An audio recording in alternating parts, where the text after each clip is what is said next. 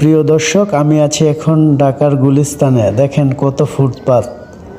এই যে রাস্তা দখল করে এই ফুটপাতগুলো বসেছে, এদের বসাইছে কারা আর এদের নিয়ন্ত্রণ করে কারা?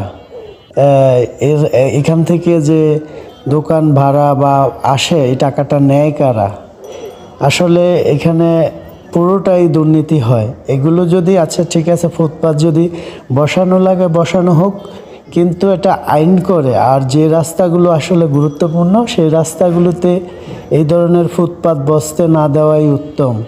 দেশের রাজধানীর ফুটপাত যদি নিয়ন্ত্রণে নিয়ে আসা যায়, ফুটপাতে যদি নিয়ন্ত্রণে নিয়ে আসা যায়, দেশে অপরাজনীতি বন্ধ হবে।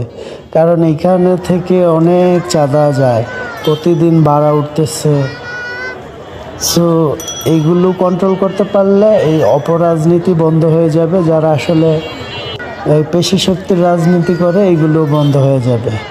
আপনারা কি আমার মতামতের সাথে একমত? তাহলে শেয়ার করেন।